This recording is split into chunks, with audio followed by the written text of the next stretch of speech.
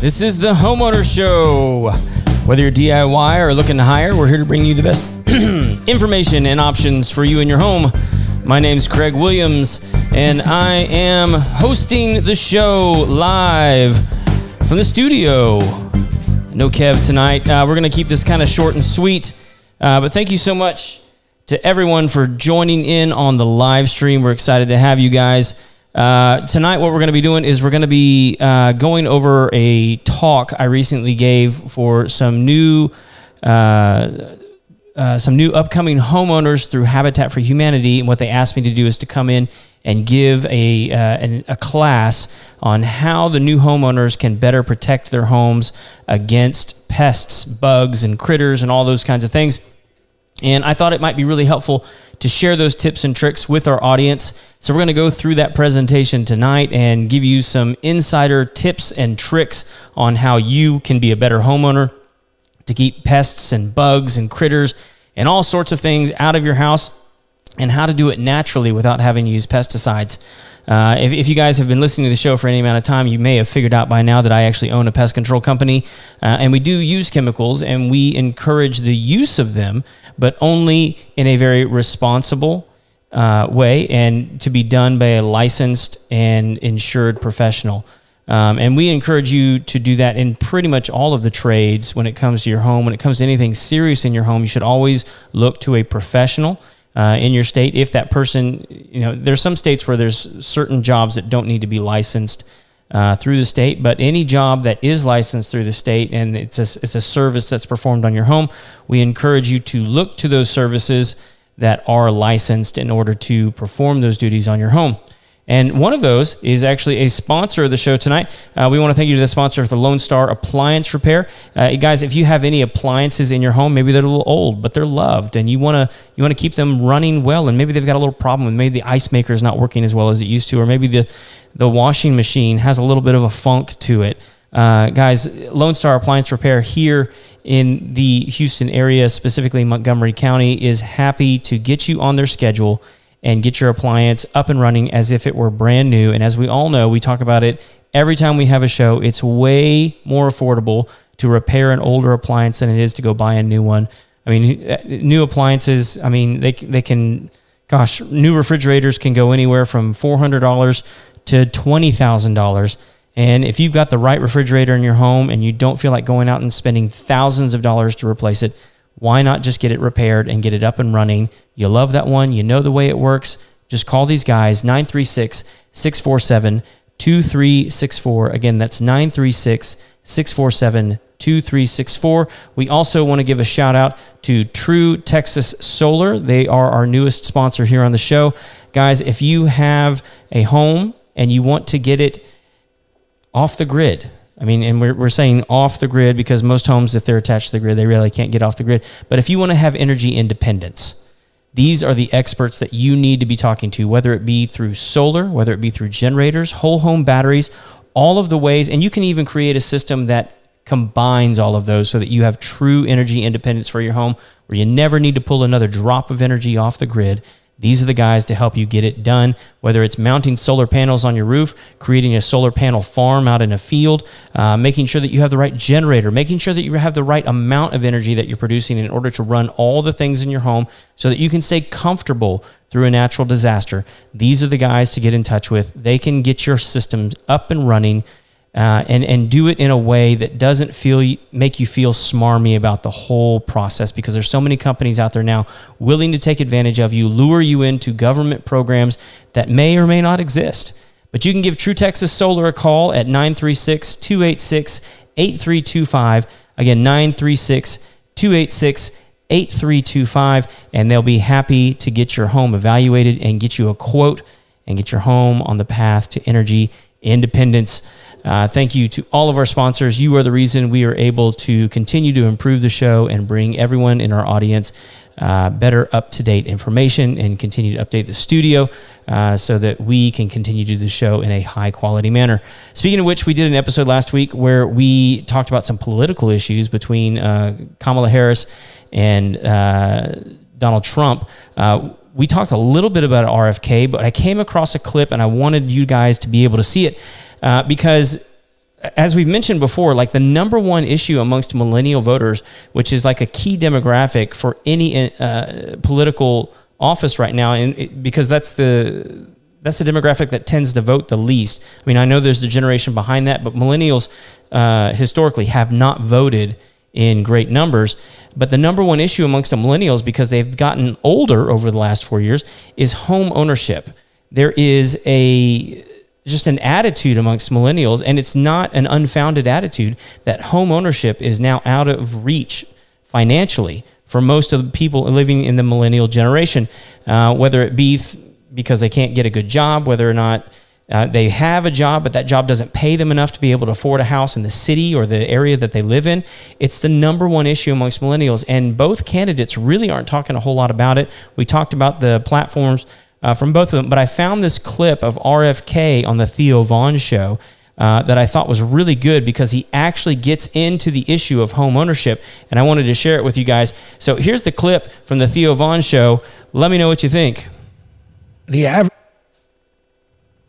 home in our country 2 years ago was $215,000. Sounds about right. Today it's $400,000. Also sounds right. Kids today, like your kids and my kids, are never going to buy a home. That's a crazy three big thought. companies, BlackRock, State Street, and Vanguard. These are the biggest companies. Those three companies own 88% of the S&P 500. Wow. So they basically just own everything. And now what they've decided is they want to own every single family home in our country. Klaus Schwab says, famously, he says, under the Great Reset, you will own nothing, but you will be happy.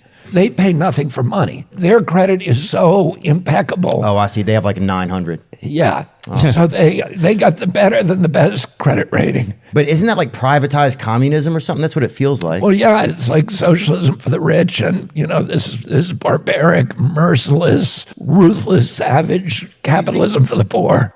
The average home in our country. Yeah, I don't know that it's. I mean, I don't know that Theo characterized it, privatized communism or something like that. But this is exactly what we've been talking about here on the show, is that there is this feeling amongst the younger generation that home ownership is out of their reach. And he's not wrong when you start talking about the average home price in America going from $215,000 to $400,000. We've all been experiencing inflation, and now we sort of are seeing the pudding that we're all having to eat, and like that home ownership is just really out of reach financially for most new potential home buyers. And so they are having to go over to renting. But the problem is that rents are just as high, if not higher, than it would be to purchase a home, but they don't have the credit and they don't have the capital, meaning the cash on hand in order to make a deposit, in order to make a down payment, that they can actually purchase these homes. And so we have this really, really bad problem that inflation has created, where like if you don't already own a home, it's unattainable. Unless you are the mega rich, and those three companies that he talked about, where these guys are scooping up massive amounts of private property in one fell swoop. And what they're doing, at least what it seems like their plan is to then scoop up all these properties so that they can put people in them as renters and create mailbox money from now until kingdom come, which is not an unintelligent plan. It's actually a very smart plan. The problem is that they're scooping up all the available real estate, making the supply of houses diminish very, very quickly, which means the prices of the homes that are available has to go up because there's no supply. And without supply, demand goes up. And when demand goes up, price goes up because it becomes more scarce. And this is the problem that we're in. And it really seems like RFK is the only one that's really talking about it.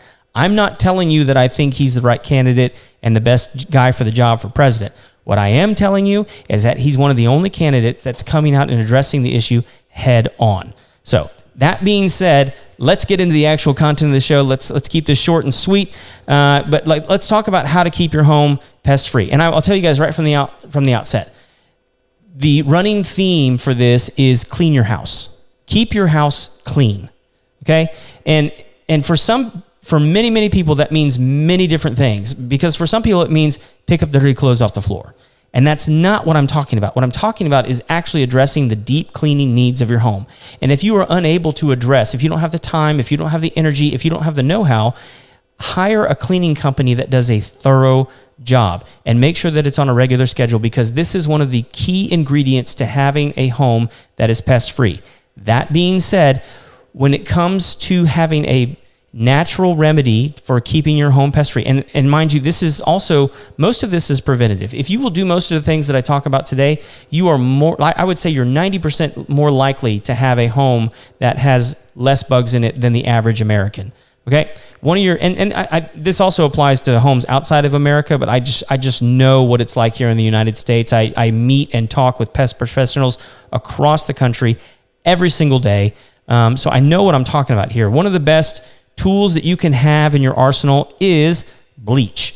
Bleach is a wonderful thing if used properly. It can also be a very dangerous thing, so make sure and use it responsibly. But bleach is a household item that almost everybody has in their home to clean all sorts of things. I recommend to homeowners all the time to dilute bleach in warm water in order to clean the countertops in their kitchen. Now, why do I say that? Most countertops in kitchens these days are granite or some form of a granite substitute that looks just like granite. And what that means is that it's speckled, it's usually darker in color, and that means that things like fats and sugars can adhere to the countertop without being seen. What's wonderful about a bleach solution, and what I mean by that is a good mix for bleach is about a half a cup of bleach into 1 gallon of warm water. What that can do is actually dissolve the fats and sugars on your countertop that adhere clear to that countertop. And I will tell you guys, there's many times when I walk into a kitchen and a homeowner will tell me that the countertop is perfectly clean. And it's that speckled granite look but what happens is if you get down on eye level with that countertop and you look across the plane of the countertop, you begin to see the residue of the fats and the sugars. You begin to see the crumbs that can actually show up on the countertop. And when you show a homeowner that, they begin to realize like, oh my gosh, I haven't cleaned this countertop. I actually haven't scrubbed it in a while. And when you see those crumbs and you see those fats and you see those sugars on there, you realize exactly what kind of filth that you've been living in. And it's not to say that they're messy people. It's just you typically can't clean what you can't see. And so that's why it's a good idea every once in a while to hit the countertop with a little bit of bleach diluted into water and make sure that water's warm. That's really going to help dissolving and removing those fats and sugars from your kitchen. And that really comes just from using your kitchen on a daily basis. And you should be using your kitchen on a daily basis. Why? Because food's really expensive. You shouldn't be eating out, and it's way cheaper to eat at home.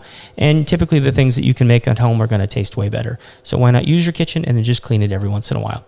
One of the other big things that a lot of people don't pay attention to is the items that they cook with. Two of the big ones are, and I realize there's so many people out there trying to be low carb, low sugar, blah, blah, blah. I get it. But most people have flour and sugar in the kitchen. What a lot of people don't realize, what a lot of people try and do is they try and keep them in airtight containers in the cupboard, which is fine. There's nothing wrong with that. But insects can still find those things. Even though those containers are airtight, when you pull them out and you use them, if you're not cleaning your counters on a regular basis, they can still find that flour and sugar. Flour can lead to stored pest problems. Sugar can lead to ants and roaches and all kinds of other problems.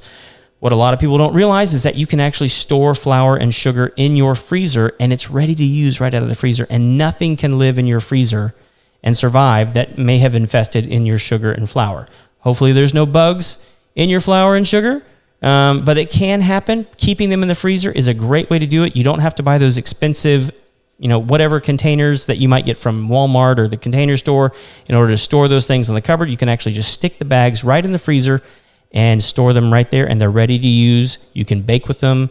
You can put it in your coffee with the sugar. It's just ready to use right out of the freezer. It doesn't have any problems being stored in there. So it's a great solution. In your bathrooms, one of the biggest culprits I find all the time is the toothbrush. People tend to keep their toothbrushes a lot longer than they should, and it begins to build a residue on the bottom of the toothbrush. That toothpaste that builds the residue on the bottom of the toothbrush tends to contain a lot of sugar. They put sugar in toothpaste in order to make it taste good so that you'll use it more often so that you don't get cavities and your teeth fall out. So good on them, bad on you when you don't get rid of that toothbrush, because that sugar attracts ants. And a lot of people don't realize that ants will actually trail to a toothbrush and eat the sugar right out of the toothpaste. There's other things in that toothpaste that they like too, but really they come for the sugar.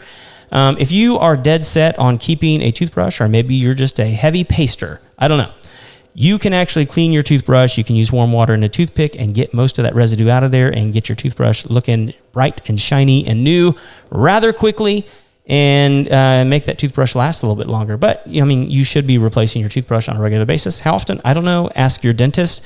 So here's one that we talk about on the show quite a bit, microwaves. I hate microwaves. I don't have a microwave. I refuse to have a microwave in my house. One of the big reasons is because I do work in the pest control industry, and microwaves are where I usually look first when it comes to cockroach infestations. They're nasty, and people don't tend to clean them. They get greasy and awful, and I mean, honestly, my other big reason for not having one, I've never had anything out of a microwave that just tasted amazing. Yeah, I have other creative ways to heat up my coffee. I don't need a microwave to do that. But most microwaves nowadays, especially in newer homes, they're installing them as over the oven, over the stove, ventilation systems. On the bottom of those microwaves tends to be there should be a filter, and that filter almost never gets changed, never gets cleaned. Most of them, from what I found, can be cleaned without having to be replaced. But when you use that microwave as a draft or a ventilation for your stove, and you're cooking things that have grease and oils and all that kind of stuff gets stuck in that filter, which it should. That's its job, is to vent those things out away from the kitchen so that you're not breathing in noxious gases and fumes, and it's not heating your house up as you cook. Most people don't even know that that filter is there. I have found most of the time when there's a cockroach infestation in a kitchen, that filter is nasty and greasy and brown and has never been touched. And most of the time the homeowner didn't even know it was there. Why? Because no one ever told them. No one educates them about this kind of stuff. So I'm letting all of you know there's a filter on the bottom of your microwave when it's over the stove. It needs to be cleaned on a pretty regular basis. I'd recommend at least once a month, especially if you're cooking in your kitchen, 2 to 4 times a week. And hopefully you're cooking in your kitchen more often than that. So anyway, clean the microwave, clean the filter on those things, and you'll have a much better experience with that microwave. Or you could be smart like me and just not have one. Other appliances to look out for in the kitchen, the big ones, refrigerator, those can get infested with roaches. It's usually the back side of the refrigerator that can get infested with roaches. And most of the time when I find that it's been infested, it's because it's never been cleaned back there. And there's just lots of dust and grease and grime, and it's just never been touched. So pull your appliances away from the wall that are safely removed from the wall. Like you can't remove your stove typically, especially if it's a gas stove. But you can remove your refrigerator. You can pull it away from the wall. You can clean back there. You can mop back there, and you can keep it nice and tidy. You can check the walls. The other one is the dishwasher. The dishwasher tends to be a haven for cockroaches because it tends to be a warm, moist area of the kitchen. It also tends to be next to the sink. So insects have readily available food and water and shelter, and they just like the dishwasher because it tends to be a compact area, and they'll sort of gather at the back against the wall. The oven can be a problem, especially if you don't clean it on a regular basis. That can be a trap for grease and grime and food bits. And a lot of times when you have a problem with an oven, you'll actually see little tiny roaches running through the electronics on the display of the oven. That's usually a good indicator that, yes, you have a major problem. The newest one I'm noticing is the air fryers. For whatever reason, I don't know what it is, but people just don't clean these things. And so like anytime I find one, I open it up and it tends to be layered with grease and oil. And people think because it says air fryer that they're not actually splattering oil all over the inside. But if you open it up and look at it, they tend to be nasty. If you've even used them for like 2 months, they become very popular. Look, they need to be cleaned like anything else. Just make sure that you're not creating a haven for little tiny invaders, and keep your kitchen clean. Toaster. There's a lot of people don't realize that there's actually a crumb tray at the bottom of the toaster. Most of them that I open when I come in to investigate a kitchen have never been cleaned, have never been checked. The closest they come to is they'll just take the toaster and just turn it upside down and hope they get all the crumbs out of there. It just doesn't work. The other one is coffee makers. Not so much traditional coffee makers as much as like these instant coffee makers like a Keurig. It's not Keurig specific, but that tends to be the most popular brand. And the reason that the Keurigs, I think, are a little more popular with the bugs is most people tend to keep water in them and then keep them on all the time. And so those things are constantly heating and cooling water, which creates a lot of humidity, a lot of moisture inside the machine. And so it's constantly getting hot and then cold and hot and then cold. And that creates a lot of moisture on the inside of the machine. And so moisture and warmth and shelter, and also a lot of these flavored coffees that you're putting in your Keurigs tend to have sugar in them. I don't know if you realize that, but it does tend to have a lot of sugar in there, as well as some other things that ants and roaches actually like. So you're actually providing them with food, you're providing them with shelter and water, and so it can be a haven for cockroaches. One of the other big questions that I get is essential oils. Do they work? The simple answer to that question is no, because most people tend to try and use them as like a residual pesticide that will continue to get rid of bugs in your home. That simply isn't the case. There is no oil except for what I've read about cedar oil, and cedar oil can be very toxic in the right concentration. So I don't recommend using that either. But the other answer to the question of do essential oils work is yes, but that's because they're an oil. All oils kill bugs. The reason that you see so many TikTokers and crunchy moms out there on the internet telling everybody, this essential oil worked for me, this essential oil worked for me, this essential oil, you can count on this every single time, is because what has happened is they've taken that oil and they've sprayed a bug with it. And then that bug has turned over and died. And they get a dopamine hit that says, oh my gosh, this is the most magical thing I've ever seen in my life. Citrus oil is a cure for everything. And it's just simply not true. Guys, you can spray avocado oil on a bug and it will kill it. You can spray olive oil on a bug and kill it. Back in the day, we used to use Dawn soap on certain bugs because it is a highly oiled soap.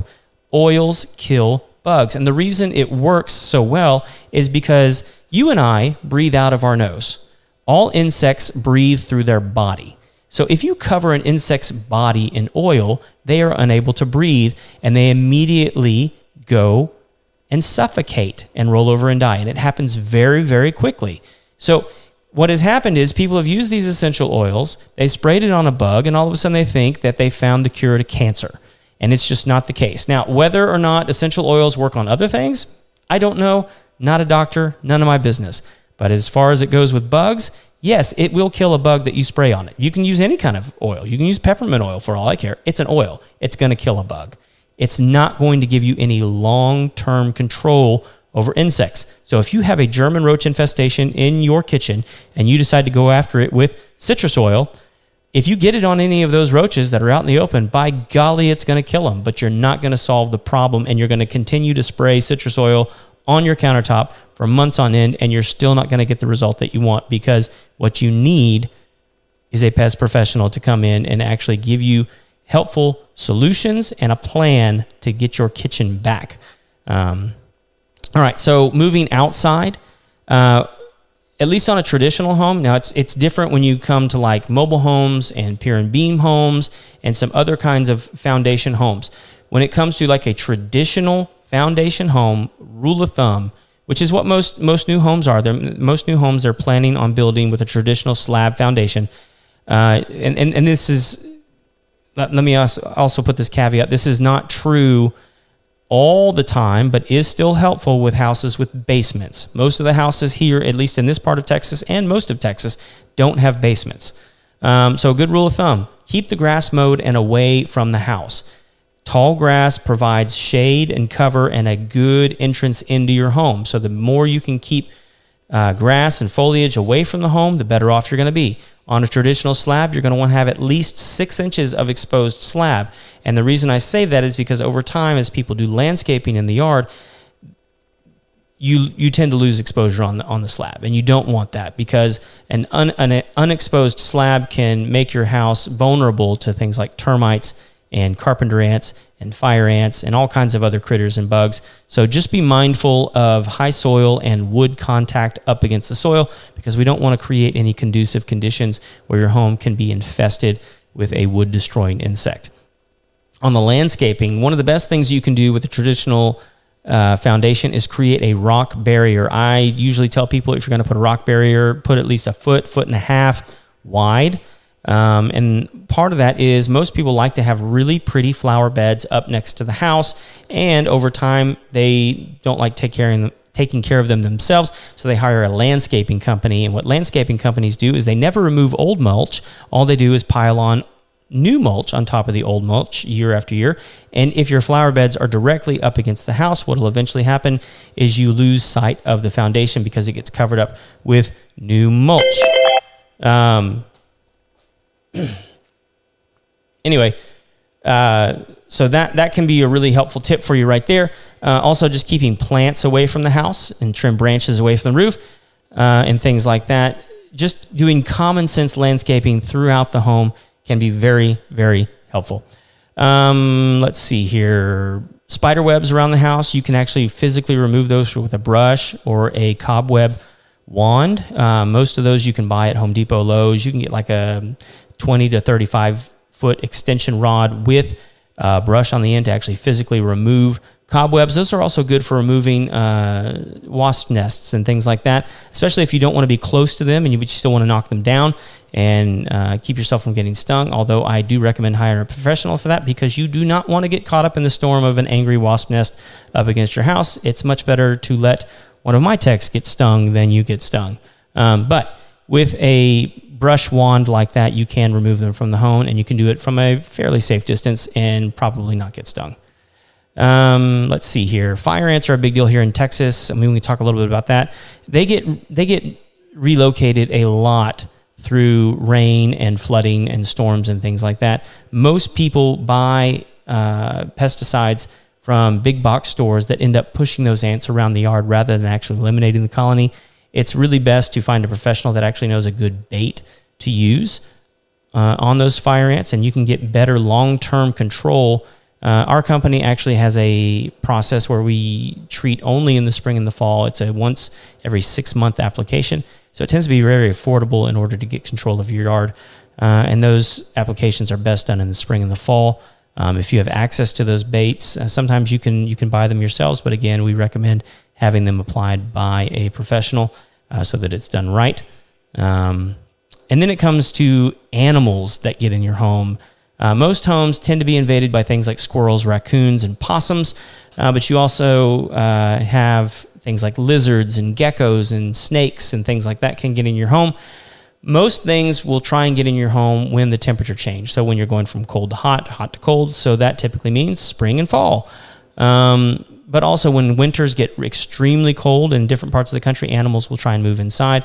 The best plan of action against most of these things is to find vulnerable spots on your home and then establish exclusions, which can mean a multitude of things. You can have a wire exclusion. You can have a physical exclusion. A lot of people have begun using foam exclusions because it's easy to apply. It actually fills the void. The only problem with foam exclusions is it does tend to expand beyond the areas where you apply it, and so it may not look as pretty as you think it ought to. So sometimes it's good to hire a professional if you're going to be using like a foam expansion, because those guys can actually apply it, let it set up, and then cut it back and actually make it look nice. But physical barriers and exclusions are good too. Wire meshes. Our crews actually go out and they'll apply a 3-fold method where they backfill with foam, put down a wire mesh, and then actually put down wood or hardy board to match, and then paint match it so that it actually looks like it's part of the house and you never even know, but it's sealed up so that nothing can get through.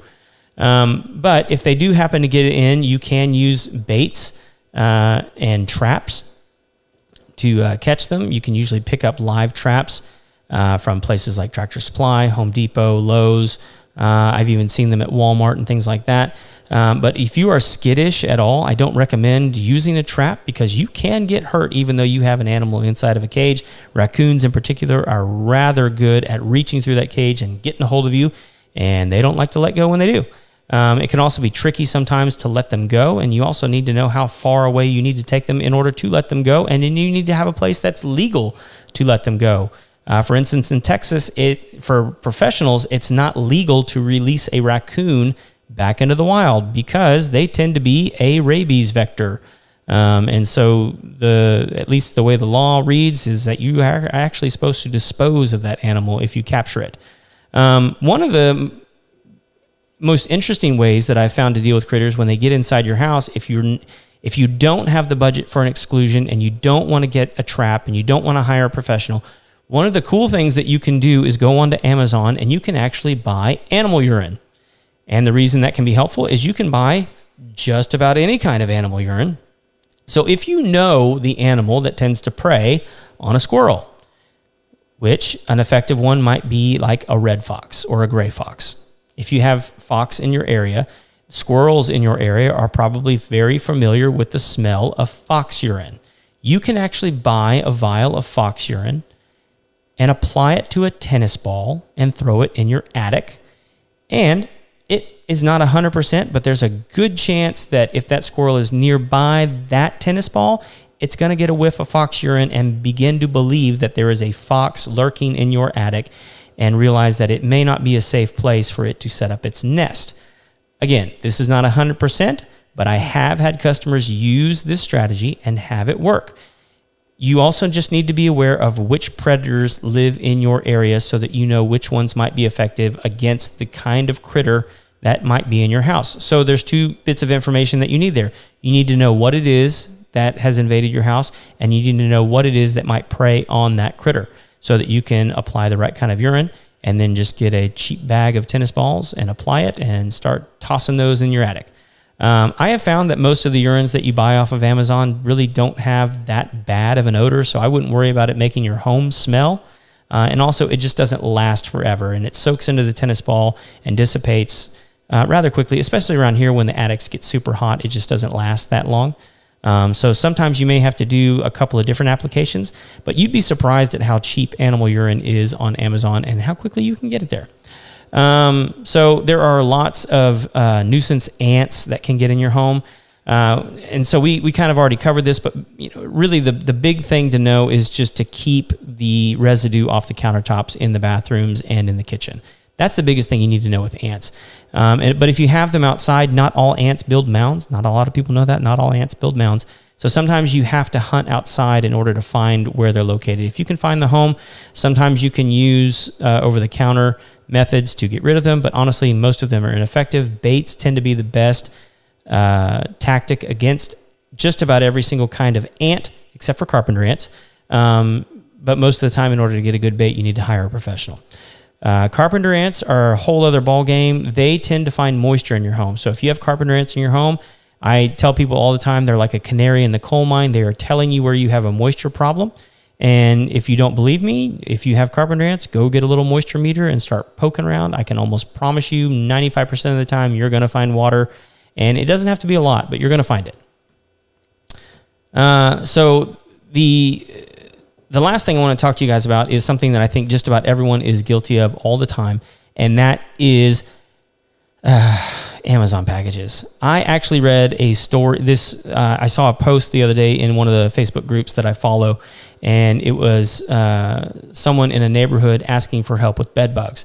And I saw this woman chime in, and again, I'm not saying this. I saw this woman on Facebook talking about this, saying how she had read a story about how there was a real problem with some of the Amazon facilities spreading bed bugs through their packages to homeowners. And so homeowners were getting infested with bed bugs through Amazon packages. I don't know if that's true or not.